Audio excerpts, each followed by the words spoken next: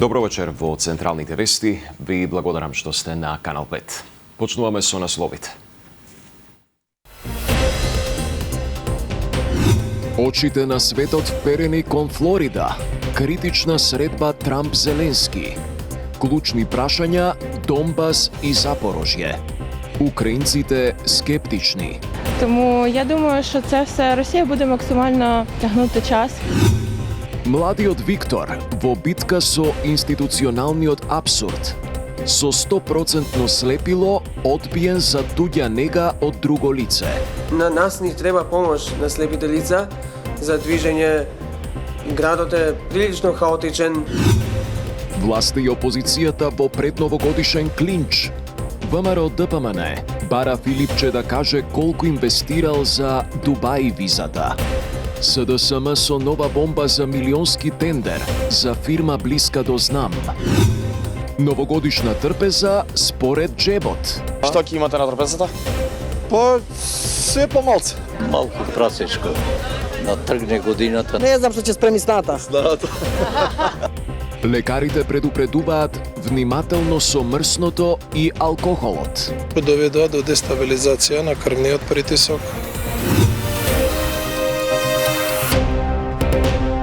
Иако роден со потполно слепило, 27-годишен скопјанец не може да добие туѓа нега од друго лице. Виктор Тошевски, првенец во својата студентска генерација, добил негативно мислење од првостепената комисија во Министерството за здравство. Тошевски сега се надева дека сумата од 100 евра ќе му ја одобри второстепената комисија, со кој барем малку ќе ублажи тешката финансиска состојба во семејството, чиј товар го носи неговата самохрана мајка. Сторија на Мирјана Мирчевска-Јовановиќ. Врз основа на добиената целосна документација за оценка и мислење за потребата од помош и нега од друго лице, Виктор Тошевски не ги исполнува условите за помош и нега од друго лице. Добиениот одговор од првостепената комисија за остварување на правото на надоместок го шокирало семејството Тошевски. 27-годишниот Виктор Тошевски е слепо лице, со оштетен вид од 100% од своето раѓање. До неговата 27-годишна возраст добивал додаток, а потоа има право да поднесе за помош од друго лице во вредност од 6000 денари. Состојбата ми е јасна. Јас имам генетска состојба. Тоа е ретинитис пигментоза. Значи, јас сум 100% слеп. На нас ни треба помош на слепите лица за движење. Градот е прилично хаотичен. Мајката на Виктор лепо објаснува дека кога прашала што треба да однесе и кога да дојдат за преглед во комисијата, и било одговорено дека Виктор и не треба да дојде. Само ја ги земале документите, немало никаков разговор и тука завршило се. Таа не разбира како во медицинските документи стои дека тој е 100% слеп и врз основа на тоа добил само помош за мобилност, но со истата диагноза не можел да добие помош од трето лице. Според документот, тој може сам да се движи.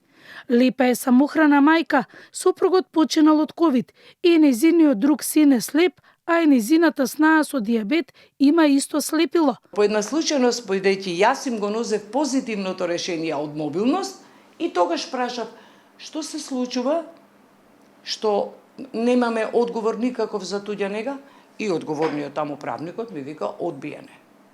Викам како може со 100% слепило да го одбиете? Одбиене.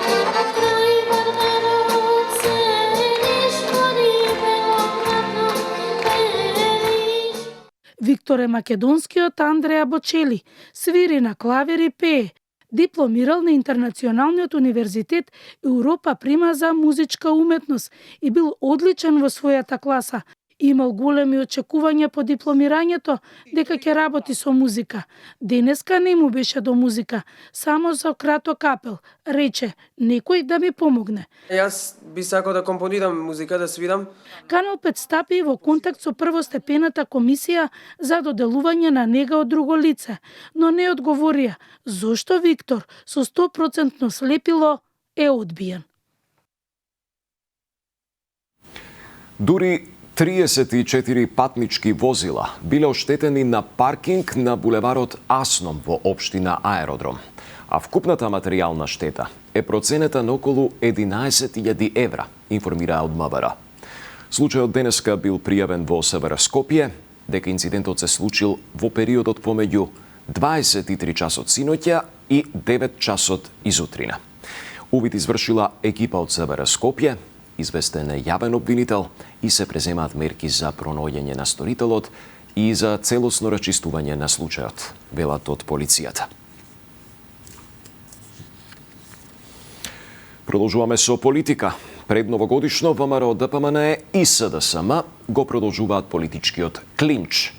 Од владеачката партија бараат Филипче да одговори колку пари инвестирал во Дубај за да добие златна виза.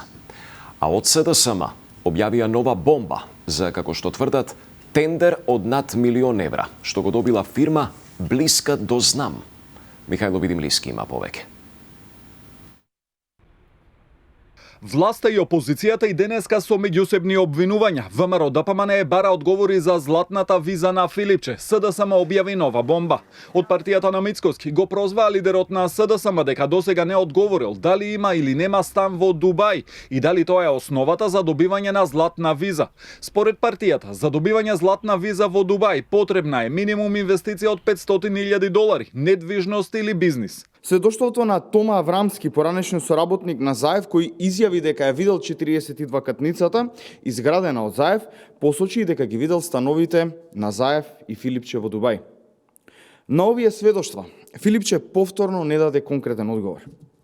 Дополнително, Филипче потврди дека Заев гради 42 катница во Дубај, но тврди дека тој не му бил партнер во градбата. Токму затоа се наметнува прашањето како Филипче дошол до златна виза за Дубај. Во таа насока го повикуваме Филипче да ги покаже документите за работа, врз основа на кои ја добил златната виза за Дубај. Од СДСМ пак со обвинувања дека фирма основана лани во јули добила милионски тендер и покрај тоа што немала работници, предходно реализирани договори и искуство во областа. Фирмата БС Клининг увоз-извоз Доел Скопје, основана на 10 јули 2024 година, добила тендер во вредност од 1,2 милиони евра од Пошта на Северна Македонија. Договор што го склучила е за чистење и одржување хигиена. Во групната понуда се појавува подизведувачот Серта, компанија со долгогодишно искуство во областа на хигиената. Сомнително, само 20 дена од како фирмата го добива милионскиот тендер од Пошти, на 24 ноември 2025 година нов собственик станува Сашо Петровски. Но известен Сашо Петровски е советник од Знам во општина Кисела Вода. Реагираа и одаде Пошта на Македонија, вела дека изјавите и обвинувањата изнесени од СДСМ се неточни и тенденциозни. АД Пошта на Македонија нагласува дека постапката за избор на оператор е спроведена целосно согласно Законот за јавни набавки, врз основа на јасни, транспарентни и проверливи критериуми. Станува збор за редовна и законски утврдена постапка, предвидена во годишниот план за јавни набавки, која во никој случај не представува новина, ниту исклучок во работењето на институцијата. Отаму и строги отфрлаат, како што велат сите инсинуации за незаконитост, фаворизирање или злоупотреба на јавни средства и доколку продолжат ваквите напади, најавуваат дека ќе преземат законски мерки за заштита на угледот на институцијата.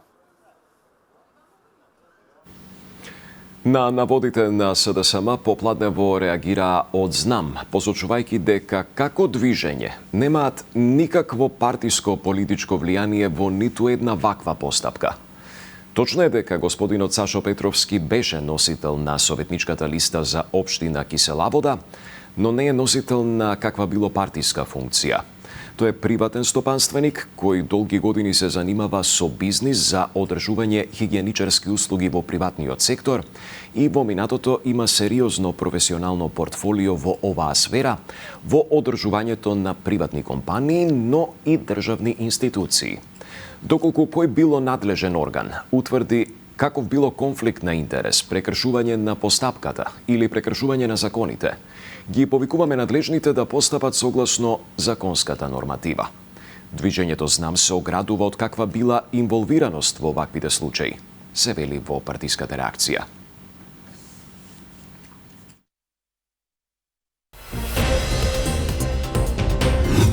Над 800 дедомразовци трча на скопските улици. Многу љубов, патувања, мир во светот е најтешката желба.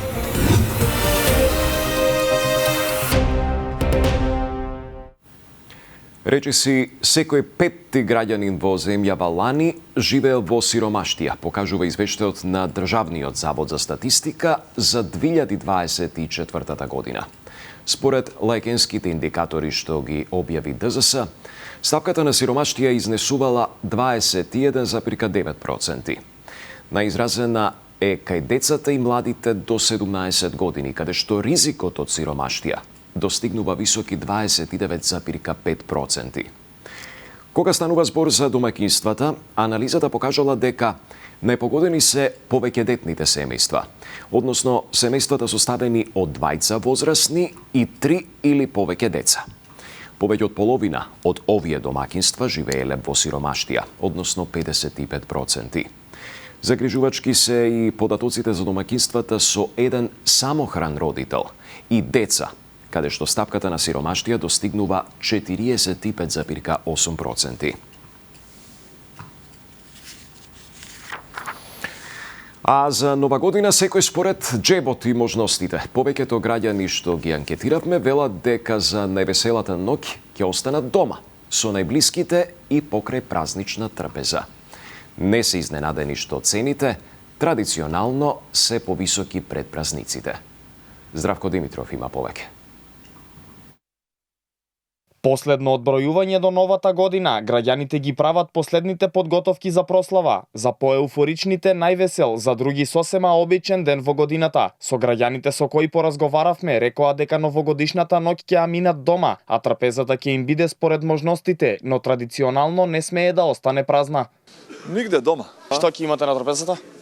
Па се помалце. Високи ли се цените на пазарите? Па сега за кого како, за мене не е нормално. Ми е дома, каде? Не знам што ќе спреми сната. Цените високи ли се? Па високи се, ама мора да купиш. Дома ќе видам со бабичката. Не ми се шета нигде. А на пролет ќе почнеме со шетање. Да одбележиме денот малку прасечко. Да тргне годината напред. Дома, па печење, салати, месо обавезно, сегде. За разлика од секоја година си расте инфлацијата. И додека сите се подготвуваат за дочекот на новата 2026 година, граѓаните кои ги анкетиравме се со поделени мислења за тоа дали новата година ја има истата еуфорија како порано. Велат се зависи од возраста, друштвото и местото. Мислам дека исто, нема нека разлика. Нова година, нова за кого како се. Зависи кај ќе славиш. Сега бидејќи имаме детенце мало. Затоа и сме дома. Секако беше многу поголем и жари се, сега се е спласнато. Као некоја депресија да владее меѓу народот. Во однос на цените, од владата рекоа дека засега немаат намера да воведуваат краткорочни мерки и дека со инфлацијата ќе се борат со зголемување на домашното производство. А во пресред на новогодишните и божикините празници, лекарите предупредуваат граѓаните да внимаваат со мрсната храна и со алкохолот. Кардиолозите велат дека така наречениот божикен коронарен синдром не бира возраст, особено во период кога физичката активност е намалена. Кардиолозите предупредуваат за коронарен божикен синдром, предизвикан од прејадување од масна храна и земање на алкохол во големи количини за време на празниците. Ваквата празнична треска на славење предизвикува срцев удар, објаснува кардиологот Антонио Антовски. Да си дозволиме повеќе во однос на останатиот период од годината. Значи се консумира прекумерно алкохол, се консумира прекумерно храна, богата со масти, богата со сол, што доведува до дестабилизација на крвниот притисок, покачување на мастите во крвта. Пациентите кои што имаат дијагностицирана коронарна болест, им се нарушува стабилната состојба. Тие што не знаат, тогаш манифестираат. Се што е умерено е добро, но кај луѓето кои немаат никакви проблеми, кај оние кои имаат кардиоваскуларни интервенции, треба да знаат дека телото и неговата состојба не препознаваат празници и потребно е внимавање и редовно земање на терапија. Друг голем проблем е и заборавањето да се земе редовната терапија, да се прескокне некоја доза ненамерно или намерно, затоа што сакаат да се напијат алкохол, па сметаат дека алкохолот не е добра комбинација со лековите.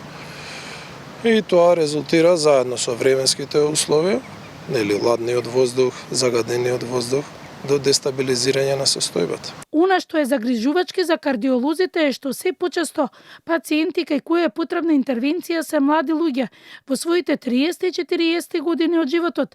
Најчеста причина е нерегулираниот крвен притисок, големата телесна тежина и цигарите. На плоштадот Македонија денеска се одржа 11-тата Дедомразовска трка, која што традиционално пред Нова година се одржува во центарот на Скопје. Оваа година трката забележа рекордно учество со над 800 надпреварувачи од сите делови на Македонија. Највозрастниот учесник имаше 73 години, а најмладите беа бебиња помали од 1 година, кои заедно со своите родители ја почувствуваа веселата новогодишна атмосфера. Стартот и целта беа на плоштадот Македонија, а патеката долга околу 2 километра низ центарот на градот можеше да се помине со трчење или со одење, а некои до целта стигнаа туркајќи колички за бебиња.